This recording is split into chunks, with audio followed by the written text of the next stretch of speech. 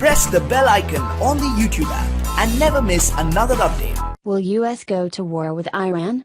Trump breaks nuclear deal and risks Middle East conflict. President Donald Trump announced Tuesday that he would reinstate nuclear sanctions against Iran, ending U.S. commitment to a landmark nuclear agreement with Iran.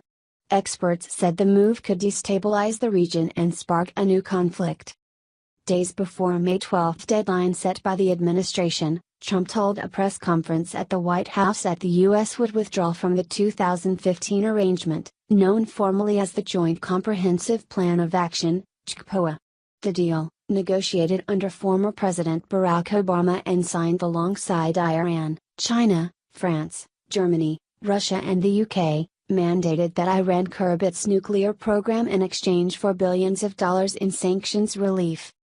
Trump criticized the disastrous deal for not addressing Iran's support for armed groups across the Middle East and development of ballistic missiles. Despite pressure from its other signatories, the U.S. sided with its Middle East allies, Israel and Saudi Arabia, both of whom also opposed the arrangement and called on the U.S. to take a tougher stance on Iran.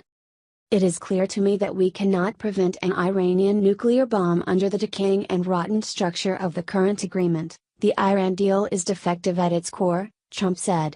If we do nothing, we know exactly what will happen. The world's leading sponsor of terrorism will gain access to the world's most dangerous weapon. I am announcing today that the United States will withdraw from the Iran nuclear deal. Iran could start on its way back to getting a nuclear weapon. It raises the risk of conflict in the Middle East, Wendy Sherman, who served as former Undersecretary of State and helped negotiate the deal, said during a conference call hosted by the Progressive National Security Action and Diplomacy Works coalitions, emphasizing that Iran has been in total compliance with the deal. The International Atomic Energy Agency, IAEA, has verified Iran's observance to the deal at least 10 times, with IAEA Director General Yukiya Amano saying in March that Iran is implementing its nuclear-related commitments as dictated by the nuclear deal. Separate reviews by Trump's State Department headed by former top diplomat Rex Tillerson, found Iran to be in technical compliance of the agreement. In October, Trump decertified the deal, accusing Iran of being a fanatical regime that supported terrorism. After blasting the evil dictatorship of Iran in December's America First national security strategy, Trump again waived sanctions a month later as a last chance to renegotiate before May 12. Iran has so far fiercely opposed any attempt to reopen the terms of the agreement for debate, arguing that it has adhered to its end of the deal. Israeli Prime Minister Benjamin Netanyahu claimed to have proved otherwise during a slideshow presentation last week in Tel Aviv, where he alleged his spies obtained over 100,000 records from Iran's atomic archive. Netanyahu said the documents proved Iran had intentions of building nuclear weapons and concealing them, but did not provide any evidence of renewed or current nuclear activities. Trump cited this presentation in Tuesday's press conference, as proof that the deal was based on fiction. Israel and Iran's feud has already spilled over into the battlefield in Syria, where Iran has expanded its regional foothold by backing majority Shiite Muslim militias fighting rebels and jihadis attempting to overthrow Syrian President Bashar al-Assad. Israel argues that these Iran-backed groups, such as the Lebanese Hezbollah movement, threaten Israeli national security and Israel has targeted them and their allies in Syria. In the months since Trump honored the Iran deal for what he said was the last time, attacks against Iranians and their partners in Syria have intensified, though some of these strikes have been left unclaimed. The US, France and the UK also launched a separate barrage of missiles against Syrian government facilities allegedly involved in the production of chemical weapons after a suspected toxic gas attack in rebel-held territory last month. Iran has vowed to respond to Western and Israeli strikes in Syria, and Israel has claimed it was bracing for an imminent attack, most likely from Iran's local partners. It would mean opening Pandora's box, French President Emmanuel Macron told German magazine Der Spiegel Saturday, adding, "It could mean war." "I don't believe that Donald Trump wants war," Macron said. Also describing the situation as a Pandora's box, National Council for Iranian Americans President Trita Parsi said that Donald Trump has committed what will go down as one of the greatest acts of self-sabotage in America's modern history.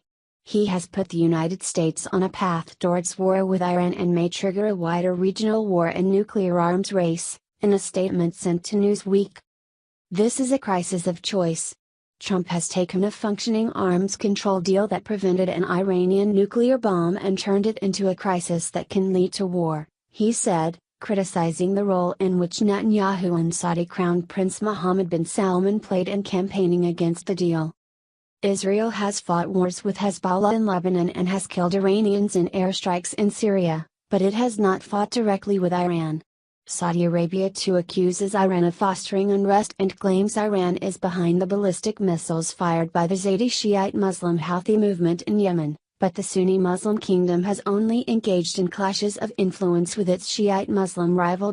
Allegations that these missiles were provided by Iran, however, served as the basis for U.S. condemnation of Iran at the United Nations, something that Iranian Foreign Minister Mohammad Javad Zarif said in December reminded him of the build-up to the U.S. invasion of Iraq in 2003.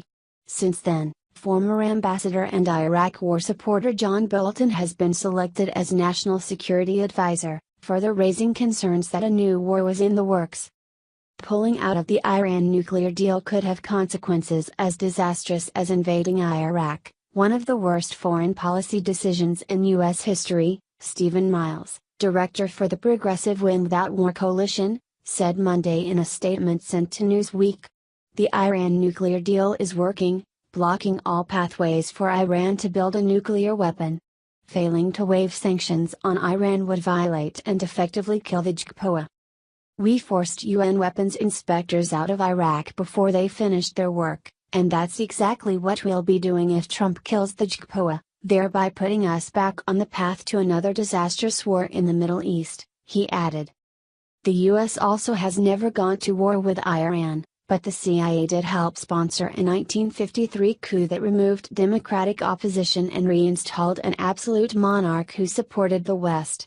This government, led by Shah Mohammad Reza Pahlavi, was overthrown in the 1979 Islamic Revolution that swiftly cut ties to the U.S. and ensuing hostage crisis at the U.S. Embassy left countries at odds for decades until the Obama and Rouhani forged the nuclear agreement in spite of conservative skepticism in both countries. Iran has often said it would also leave the deal if the U.S. withdrew first and has warned restarting nuclear activities was an option in this scenario, a move that could provoke military action on behalf of the U.S. or Israel. Iranian President Hassan Rouhani, who led the historic nuclear initiative with Obama, suggested Monday, however, that Iran may stay in the deal, saying if we can get what we want from a deal without America, then Iran will continue to remain committed to the deal, according to the official Iran Daily.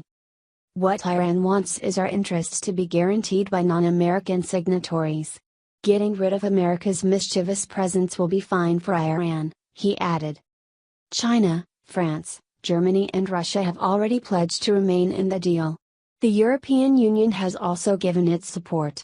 It remains to be seen, however, whether this and other decisions made in the coming weeks and months will be there to save the agreement and prevent any wider, potentially violent fallout from the U.S. exit.